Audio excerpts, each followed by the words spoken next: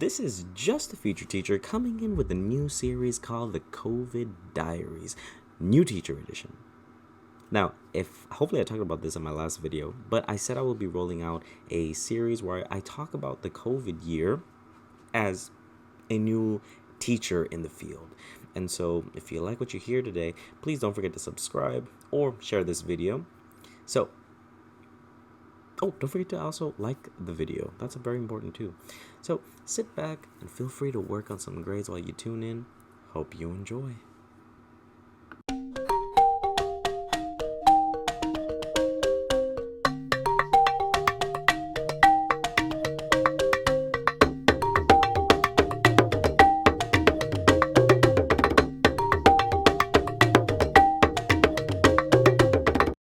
Alright, so page 1.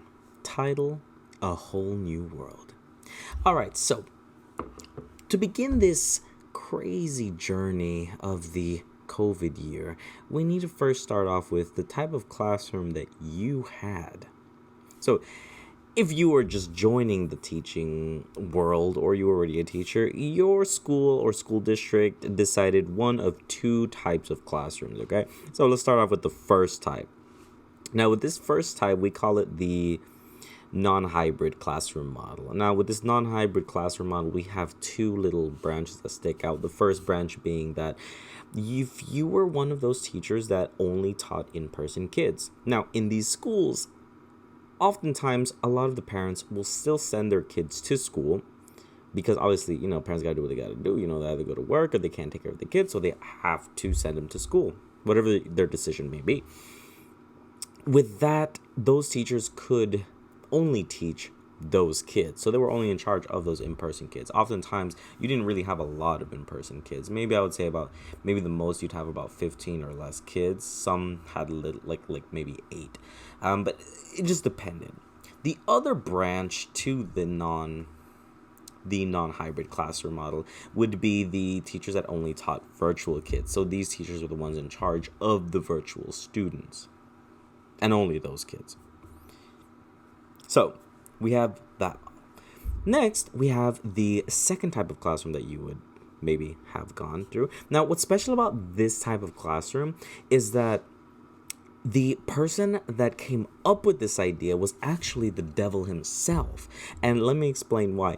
This classroom model, which we call the hybrid classroom model, is the model in which the teacher's in charge of teaching your regular set amount of kids, both virtually and in person. That means you had in-person kids and you had virtual students that you were in charge of. So just like a regular classroom, except you didn't know who was going to be virtual, who was not going to be virtual. Now, I was one of the unlucky teachers that had to do the hybrid classroom model. Now, with the hybrid classroom model, it was just not fun. So a lot of teachers, if you probably quit after this year, after the COVID year, maybe because of this hybrid model. It was hell. Okay, it was literally hell every single day. But let me describe it a little bit for you, since this is the beginning of the diary. So this type of classroom setting, you had your group of kids in rows. So all the kids were in rows, and they were at least, I don't know, I want to say it was 6 feet, but it could have been less, about 6 feet apart, and they were all facing you. It was kind of like if you were if you were a professor and you were teaching children, that's the feeling that you had, and you had your mask. Now behind you, or over your desk was, that's where your main technology base would be if you were also teaching, virtual kids. So if you were in this model, you were teaching both. So you would start off with having your kids go inside your room, sit down, do what they got to do, do now, whatever have you, and then you have to go into the computer. Now, depending on what school you go to, you either use Zoom, or you use Microsoft Teams, or maybe some other thing. Maybe I don't know what everyone else uses, but my school, we use Microsoft Teams. And not everybody knows how to use Microsoft Teams. Lord knows I didn't even know how to use Microsoft Teams. It was crazy. So if you were a teacher and you were not tech savvy, let's just say that was just another added stress that you did not need, but you still got. Okay, so there's that. You have to call the kids in, or they just join automatically. Some schools did it a better way. Some schools didn't know how to do it anyway, so they just let you figure it out. Okay, so anyways, you call the kids in. Okay, you call the kids in. They come in, and then oftentimes, there would just be so much interruption. There's just so much interruption, and that's just something you have to deal with. But it is what it is. Anyways, you're calling your kids in, and you get their due now. Now, mind you, the only way that those kids could see what you were actually teaching was that you had to share your screen. So you were always being recorded. You had to record your lesson and also share your screen. So that's what you would do. And you would do your regular teaching. Oh, but no, that's not how that works, because you're new. This year is different. You can't just do what you did before. So with this hybrid model, you had to make big adjustments. Oftentimes, a lot of my lessons would be on Google Slides, using Pear Decks. So, oh my God, I got triggered when I said Pear Decks. I almost got little flashbacks of World War II, but it was COVID year. It was just crazy. Yeah, you would use Pear Decks, or things that both virtual students could use and also in-person kids could use. I don't feel like I used a lot of paper. I don't think I used a lot of paper that year. So it was a good year for saving paper. Bad year for the paper companies. So you had to adjust and do it like that.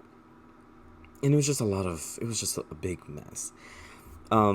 With that, you just had all the kids there. What's funny about this model, though, is that there was a lot of adjustments you had to do. Oftentimes, in the beginning of the school year, you really don't get to know those kids, those virtual kids. At some point, you might think, oh, look at them. They're not talking. They're just angels. They're doing their work. But then when you go back later to check if they actually did the work, you realize they didn't do anything. In fact, they weren't even listening to you. They were probably asleep or eating or doing anything else other than be on that computer or iPad listening to you. And I mean, that's what would happen. And so you were mainly, and I hate to say this, but honestly, it felt like you were only teaching your in-person kids, and then the virtual kids at the background were just there. You don't want it to be like that, but oftentimes kids are very distracted, or especially when you're at your home just chilling on your couch. Oftentimes, every home is different, and no one's always watching you. They have other kids. In my situation, I had crying kids in the background. I saw a kid slap his younger brother, I think it was his sister, with a pillow, and then came back to the computer as if I couldn't see that he just did that. There were some funny moments, but I mean, in all seriousness, though, not a lot of learning happened behind those computers or iPads, and so that was what was happening on the background. God forbid that something happened on Teams where all the other kids could see it, and they would just see something crazy. I think there was this one time, oh my gosh, I think the kid, oh yeah, he came in half naked. Or no, his brother or little sister, the little ones, came in naked, and then he didn't notice he was behind him, and I was teaching, and the kids in the back could see. I had to quickly go and just move it, or turn off, or minimize the screen so that nobody could see that. Yeah, these are the kind of things that you had to deal with in those kinds of situations. Yeah, so there was a lot of Pear Decks. There was a lot of kids opening their laptops and following you along. But just everything you did, if you were doing your observations or student teaching, let's just say that year you kind of had to throw most of it out of the window, because it just was not cutting it for anybody.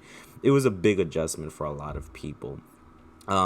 Normally you have your groups of kids next to each other, you do little things like that, turn and talks. That year, especially in the beginning, nobody could be near each other. It was very hard. Even the lines, oh my gosh, the kids had to be 6 feet apart in lines. How do you do this when everybody's moving around, or for lunchtime? Oh wait, oh my God, I just had a trigger again. All the kids had to stay in the classroom. Teachers had to move. Okay, so now imagine this. You're a teacher. You get your classroom ready. In a regular year, you get your classroom ready. If you teach reading, you have your library, you have everything ready, everything related to reading, writing, all your stations, everything set up the way it needs to be. That's what you did, right? Okay, this year, you couldn't do that because teachers had to move classrooms, meaning you didn't have your own classroom. So, literally, every classroom had anchor charts of math, and reading and like science, social studies, everything all in one classroom. Now, mind you, if you're a teacher or a veteran teacher, you know that those classrooms fill up with anchor charts. So you had to be very, very careful with the kind of space you had, how you use the space, where you put everything. It was just crazy. We had these easels. I hope I'm saying that right, but we had like these easels that you had to like roll out of your room, and that's where I have my like laptop that I would like disconnect and put it in there. I had everything that I needed for essentially for the kids, whether it be like maybe it was like because later on I stopped doing a lot of virtual. I stopped doing for the kids like having them all open the laptop. Oftentimes I would just give the in-person kids some worksheet or some like graphic organizer we're going to use, and then the virtual kids would have that same graphic organizer. You have to use these kinds of apps or websites to like make it editable, and you would send the kids the link. It was crazy. If they did it, good job, but most of the time 99% of the kids didn't even choose to do it, so it made grading not fun. Easy but not fun, because you already know that those kids were not going to make it. Whose fault is it really? Satan, maybe, I don't know. China, maybe, I don't know. But the point is, there was COVID. Now, if there was one thing I would tell you as school supply you need, or needed at that time, if I could go back in time and tell my old self, look, you're gonna need these things to just feel sane, I would say for sure maybe a bottle of vodka, and second, a really good place to get some easy food. Those two things are going to come in handy, because man, do I tell you that you are going to be stressed, or you were very stressed in that COVID year. Okay, so that's what you have to work with. You had those two types of classes, the non-hybrid class and the hybrid class, and the school setting was just so weird, man. It's like you didn't even have your own classroom. It was crazy. I felt bad for a lot of teachers. It was a lot of adjustments that you had to do. Okay, so that's enough of me talking. That was just a little tidbit of what kind of classroom you had, as well as the kind of settings that you had to deal with, okay? Kids could not be near each other. They couldn't even think about each other, God forbid, because then you might spread COVID. It was just crazy. Lunch was in the classrooms. That means the lunch people came to you and all that stuff. You had to leave the room. It was just crazy. These kids, oh man, I imagine the kids just being in there doing nothing, like just sitting there. Oh man, movement. Those are the things you do as a teacher. You do those movement things. You have those kids interact with each other, move to the carpet, move back to the desks, and all that good stuff. Oh man, you could not. It was a crazy year. But that was just the beginning. There is still more that goes into the COVID year. Hence why it's a diary, not a page, okay? So that was page 1, A Whole New World. I'm going to end it with that, but I do want to hear your thoughts. What kind of class did you have? Did you have a non-hybrid class? Did you have a hybrid class, or whatever your school called it? Tell me about it. What kind of classroom did you have? Did you only taught virtual? Did you teach both? Did you only teach in person? Talk to me about it. Also, let me know, if you're a first-year teacher, how was your experience? How was that beginning experience of the start of the school year? What challenges, God, I can't speak. What challenges did you face? If you're a veteran teacher, what was it like making those big changes? How did you adjust to that? I want to know about that. Leave a comment down below letting me know how that went. Don't forget to like this video.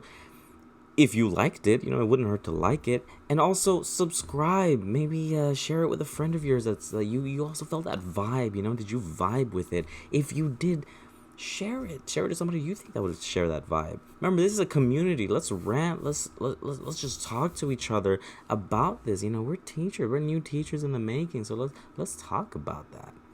This is just a future teacher telling you to have a wonderful rest of your day or night, whenever you decide to listen to this. And I'll catch you on the next COVID Diaries for page 2. All right. You have a nice one. Bye.